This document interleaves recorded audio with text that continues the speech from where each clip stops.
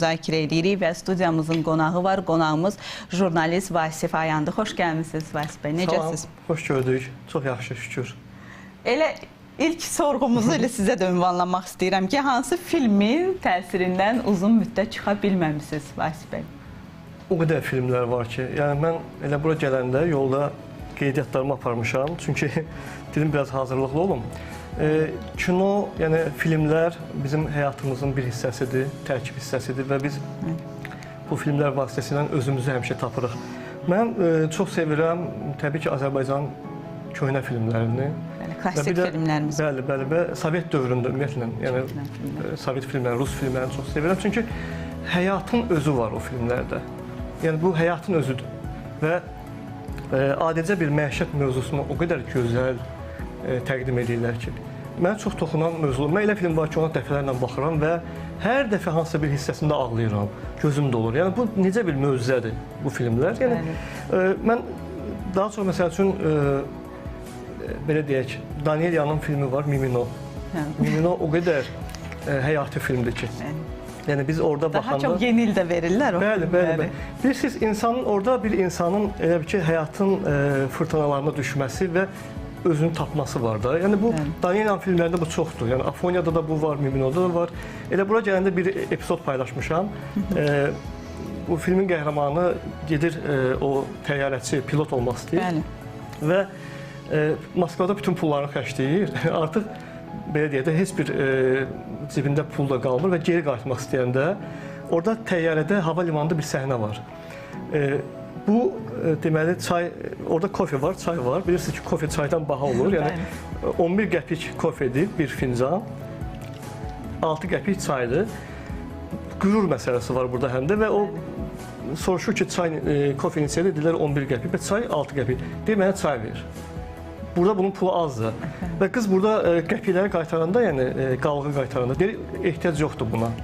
Qız deyir ki, mənə də lazım deyil. Bu o deməkdir ki, mən bilirəm ki, sənin buna imkanın çatmır, amma qürurun sınmır da. Yəni demək istəyirəm ki, mən özümü kasıb göstərmək istəmirəm. O qədər həyati filmdir. Orada çoxlu nüanslar var. Ümumiyyətlə keçmiş filmlərdə həyatilik, daha çox belə qürur məsələlər, daha çox elə bir qabarıq göstərilir. Təbii ki. Bəli, insanın xarakterinə hansı təsirləri olur belə filmlərin? Xarakter, mənəcə xarakter həm də formalaşdırır, sən özün bir nəticə çıxardırsan da. Yəni, bu filmdə deməli, filmin qəhrəmanı vecsiz bir adamdır, məsəl üçün. Tutaq ki, Afoniya filmində də. Amma o sonra nə olur? Həyat onu o qədər sınaqlardan keçirir, o dəyişir, müsbət qəhrəmana çevrilir.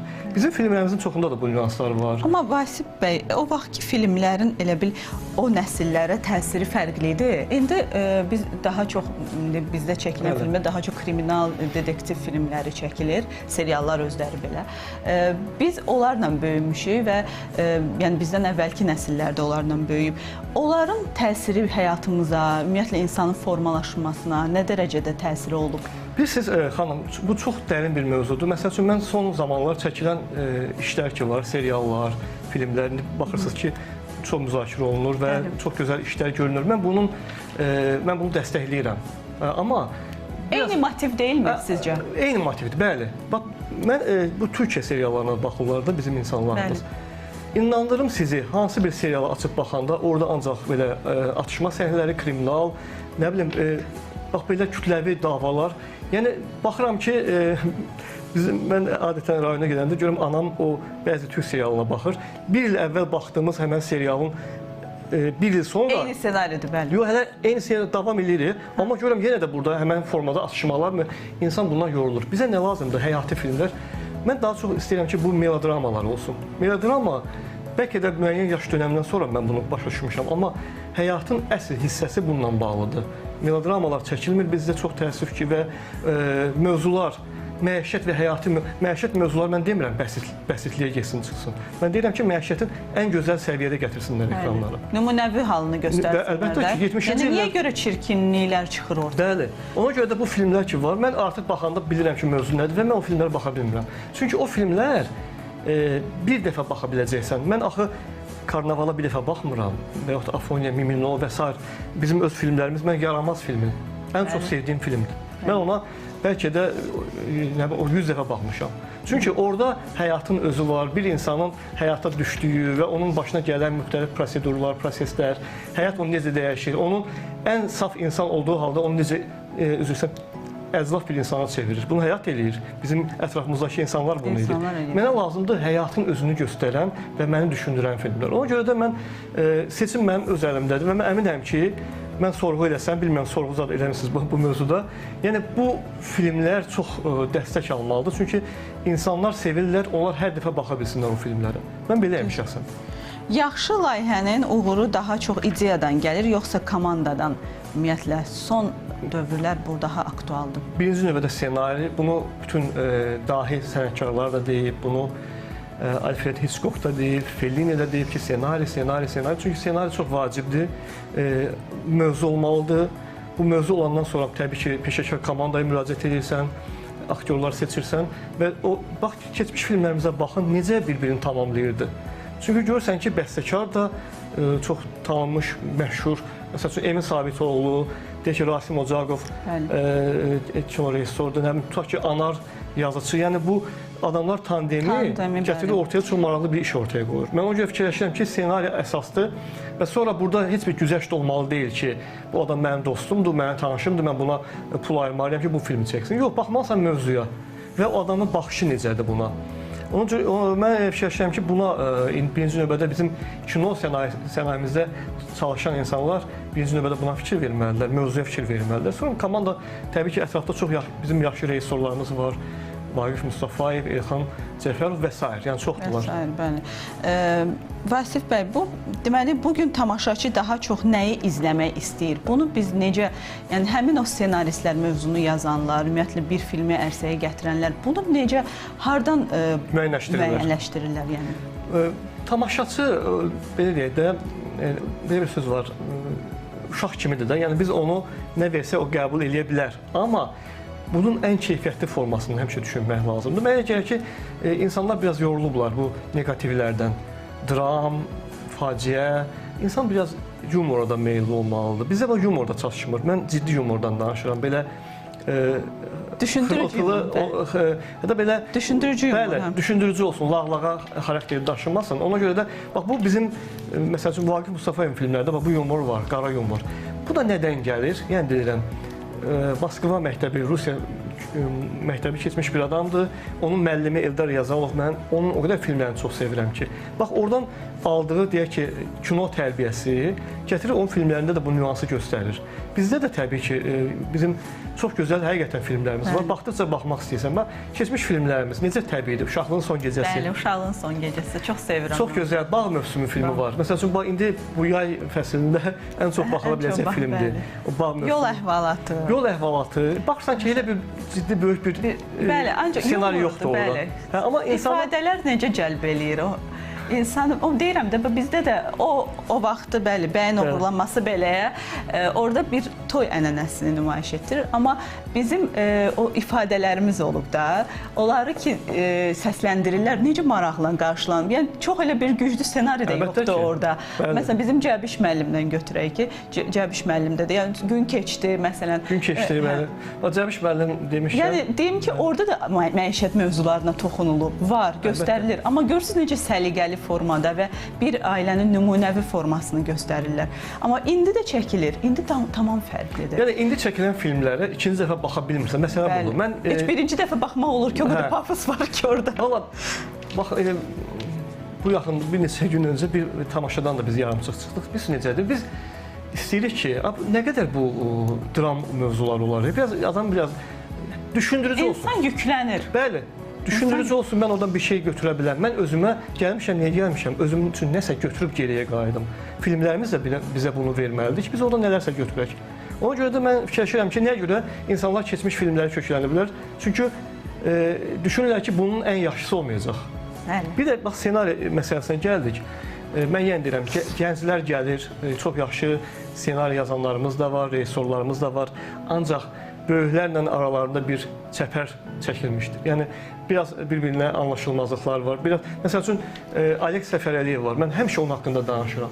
Kino İttifaqda katibdir və o 35 il Mosfilm də işləyib bu adam. 35 il bir nə deməkdir? Və orada bütün filmlərin çəkilməsinə imza atıb, o nə qədər seriallar çəkib, bədii film çəkib. Adam burada ssenaridən dərslər keçir. Görüb oturub onunla məsləhətləşmək olar, düzdürmü? O, məsəl üçün, ssenarini qəlibə sala bilər.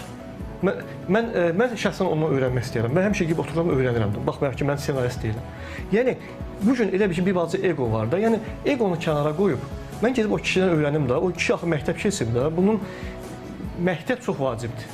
Baxın, keçmiş filmləri çəkən insanlar hamısı Viqikdə, yəni Rusiyada oxumuş insanlardır. Onların məktəbi var. Məktəb olmadan o filmlər əmələ gəlməyəcək. Nədir bizim gəncləri buna qoymayan, yəni mane? Bilmirəm, mən yəni deyirəm, mən onlardan xahişim budur ki, mən bilirəm, onlar istedadlılar. Hamı istəyir ki, ancaq ssenarist olsun, rejissor olsun, başa düşürəm. Bu talant onlarda var, amma ssenaridə hansısa boşluqlar olur. Baxırsan ki, əla gəldi, çox gözəl, yox, alınmadı. Bax, burada bir başqa bir dramaturji xətt ola bilərdi. Bax, burada nəsə, bu nəsə bilirsiniz nədir? Həmən insanlarla gedib məsləhətləşmək lazımdır. Bizdə çox böyük bir çəpər var, hamı nə böyüklər gənclərlə uzlaşa bilirlər, nə də gənclər. Bu da gəlir problemlər yaradır və biz də o problemləri harada görürük? Bugünkü filmlərdə, seriallarda mən baxa bilmirəm. Seriallarda baxa bilmirəm. Yəni deyirəm, məişət mövzusu olmalıdır, həyat tərzimiz. Mən köhnə filmlərdə də budur da. Ancaq onu gözəl çatdırmaq və məsəl üçün, nə deyim, bilmirəm, burada onlarla film yazmışam. Bunlar o qədər gözəl filmlərdir və bunlar hər dəfə mən izləyirəm çox zövqlə və ssenaristlər dediyimiz halda bizim çox gözəl məktəb olub. Rüstəm İbrahimbəyovun, Ramiz Fətəliyev. Öyrənmək, Ramiz mənim həyatdadır da bu günlərim. Allah can sağlığı versin, 80 yaşı qeydlədi. Yəni o, gör necə gözəl, baxın, Ömrün səhifələri filmi var. 3 hissəli novella. Orada deməli rəqiblər var. Bax, rəqiblərin ssenarisini deməli Ramiz mənim yazıb. Orada nəğmə dərsi var. Baxmışsınız yəqin ki, Rüstəm İbrahimbəy o ssenarisidir. O nəğmə dərsinə mən hər dəfə baxanda bu günlərin aktual mövzudur axı, boşanmalar, məsəl üçün də. Baxın, o nəğmə dərsində, məsəl üçün, o ata gəlir öz uşağını məktəbdə görməyə, ona bir it bağışlayır. Hardasa bəli, bir toxunublar ona. Toxunub ona, bəli, çox belə həssas toxunublar. Səliqəli toxunublar. Heç bir, amma düşündürür və mən düşünürəm ki, belə filmlər çəkilməlidir. O ibrətamiz olmalıdır. O bizi düşündürməlidir, o bizi gələcəyə bağlamalıdır. Bəlkə ssenaristlər daha fərqli düşünür ki, indiki gündəm, indiki reyting xətrinə, yəni daha çox düşündürən yox, daha çox belə reyting xətrinə çəkilən filmlər var da, bu zorakılıq deyimmi, kriminal deyim. Bəlkə ona görə çəkdikləri filmin ərsəyə gəlməsində bu yəni bir sərmayə olur da, maddi pul qoyurlar ki, onu da götürsünlər. Ola bilərmi? Ona görə ən çox oldu bu səbəb. O ola bilər. Yəni, bugün cəmiyyətimizdə təbii ki, negativ hallar çoxdur da. Yəni, biz bilirik kriminal hadisələri, müəyyən hadisələr, yəni gözümüzün qabağındadır. Onu filmə gətirirlər. Amma problemə toxunmaq lazımdır da. Yəni, orada nəyə görə bu problem yarandı ki, bu hadisələr baş verdi? Biraz bu tərəfinə toxunmaq olar. Amma mən yenə də deyirəm, insanlar artıq qayğıları o qədər çoxdur ki, məsəl üçün həyatda. Biraz istəyirlər pozitiv bir şeylərə köklənsinlər. Biz də filmlərdə onu vermirik. Axı, bu belə olmalı. Baxın, Cəbiş müəllim filmi müharibə filmidir həm də. Amma görün, orada nə qədər yumorlu məqamlar var. Düzdürmü? Bəli. Onu deyirəm də, hər şeyə toxunublar, amma... Nəsibə Zeynalovanın səhnələrini biz orada gülürük, Əlağa Ağayevin səhnələrini gülürük və nə bilim, amma müharibədir. Müharibə görünmür, amma müharibənin arxa fonu var. Bu şeylər var və mən düşünürəm ki, yəni, bax, bu da aktual mövzudur əslində, müharibə filmlərimizdə olmalıdır. Çünki biz təbii ki, qələbə qazanmışıq, bu 41-45-də də belə olmuşdu. Müharibədən sonra nə qədər filmlər çəkildi, amma necə gözəl çəkdilər. Baharın 17 anı filmi var, yəni teleserial formatında. Bu gün də baxırıq, çünki o qədər gözəl, səliqəli işlənib ki, və bunu çəkən bir qadındır. Müharibə filmi bir qadın çəkib. Amma mən özümdə... Siz son vaxtlar hansı bizim bu yeni seriallarımızdan izlədiyiniz serial olubmu? Mən, məsəl üçün, bilməm, kanal adı çəkmək mümkündür. Ola bilər. İctimai kanalda olan serialları mən görürəm ki, daha çox rezonans yaradır. Bəzilərinə baxa bilmişəm. Hansına baxmısınız? Valla, Emil Quliyevdir da, düzdür. Onun Kölgə serialı var idi. Sonra bir neçə oldu kriminal, yəni mövzunu bilirəm də, yəni kriminal biraz mənim stilim deyil. Mən o kitab oxuyanda da o formatda kitabları oxumuram. Biraz duygusal kitabları sevirəm, düşünürəm, maraqlı. Bax, biz də qadın kişi münasibətlərinə aid yaxşı belə maraqlı film yoxdur. Bax, Gün keçdi adı çəkdik. Bəli. Gün keçdi formatında indi filmlər çəkilmir. 2 aktyor olsun, qoy 2 saat olsun, amma maraqlı xəttlər olsun orada. Amma inanırsınız, Sovet filmlərində nə qədər belə mövzular var. Mən həmişə danışmışam bir neçə kanalda da. Poslisloviya belə bir film var, sonrakı söz. Bir kişidir, yəni qaynata, kürəkən. 2 saat gedir. Orada bir dialoqlar var. Bir dialoqlar ibrətamizdür. Yəni 3-cü aktyor yoxdur, yorulmursan. Axıra kimi baxıram mən o filmlərə. Mənə bu günləri bu lazımdır. Qaynata, kürəkən. Bəzən görürsüz müəyyən cinayət hadisələri baş verir. Ancaq burada daha çox yəni. Burada elə bir təəssürat yaradıb ki, adam öz qaynatasını sevmək istəyir. Qaynata da kürəkəndir. Biz belə filmlər verməliyik. Yəni bu janrlara müraciət etmək lazımdır və mən qeyd eləmişəm özümdə Sovet dövründə Ayan Şahmaliyev adında bizim qadın rejissorumuz olub, amma Rusiyada çəkib. Çox adam onu tanımır. Mən onu araşdırmışam, bizim Cəmil Quliyevlə də onu müzakirə eləmişik. Məsələn, onun çox həyati filmləri var. Qəribə böyüklər.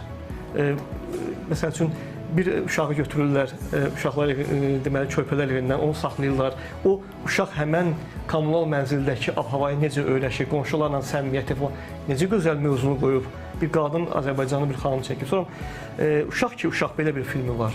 Kalyagin çəkilib. O qədər maraqlı, ibrətamiz.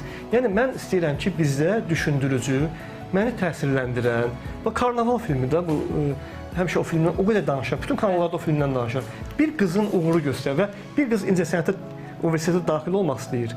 Ancaq bu gəlir başqa xəyallarla kəsilir, gedir dayə işləyir, nə bilim baxıcı işləyir falan və həm də göstərir ki, insan həyatda qəhrəman olmaya bilər.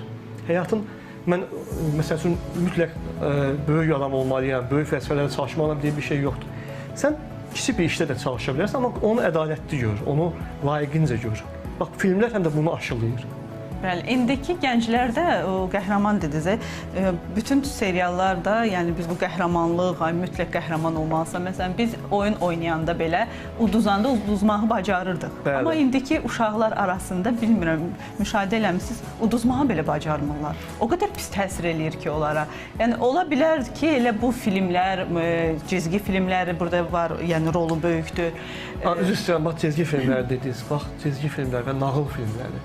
Bax, bizdə bu, bəli, bu yaxında ictimaiyyətdən çox uğurlu bir nağıl filmi Holmes, Sherlock Holmes. Sherlock Holmes, bəli. Hə, bax, belə bir film oldu. Bəli. Çox gözəl qarşılandı və bizim uşaqlar da baxdılar o filmə. Mən gördüm o film haqqında çoxlu fikir mübadiləsi gedir. Deməli, yaxşı alınıb, uğurlu işdir. Senari burada da öz işini görür və aktyor işi də öz işini görür. Və nağıl filmləri də çəkilməlidir. Uşaqlarla bağlı filmlər çəkilməlidir. Yoxdur bizdə bu deməli filmlər. İndi süni intellektin daha çox yayıldığı vaxtdır. Yəni burada da süni intellektlə daha çox cizgi filmləridir, filmlər ərsəyə gəlir. Sizcə gələcəkdə süni intellekt kino dünyasını dəyişəcəkmi? Düşünürəm ki, bu bilirsiniz, peşəkar formaya göstərilsə də inan ki, çox təbii deyil. Bu yaxında bir Dövlət kanalının çəkdiyi bir filmin anonsunu gördüm mən. Tarixi bir film idi. Deyəsən Uzun Həsən, belə bir adlı film idi. İnandırım sizə ki, o teaser deyilərdi, ona baxdım, mən bilirsiniz nədir? Gözəldir, kadrlar, döyüş səhnələri falan, süni intellektlə hazırlanır. Amma adamların sifətində cizgilər yoxdur. Yoxdur, bəli. Yəni adamların sifəti, bilirsən ki, bu təbii yoxdur. Real insan deyirlər. Qoy bunu, buna da pul xərclənir, düzdürmü? Qoy bunu real bizim aktyorlarımız var axı.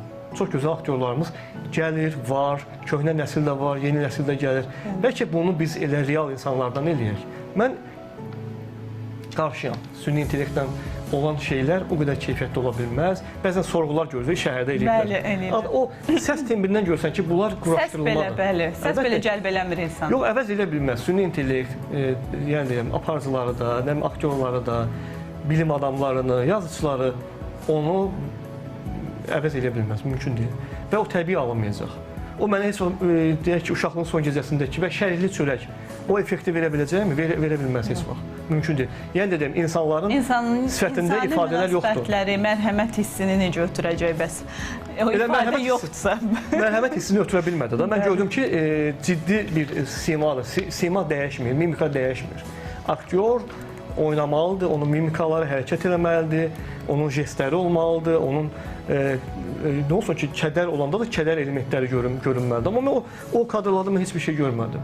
Ona görə xahişim budur ki, süni intellektdən deyil, real senarilərdən, real insan kapitalı, aktyorlar var axı, bunlardan istifadə etmək lazımdır. Və həm də ki, bir şey də var da, bu insanlar da haradasa dolanmalıdır da. Aktyor, elə aktyor var ki, onlar teatrda çalışmırlar. Düzdürmü?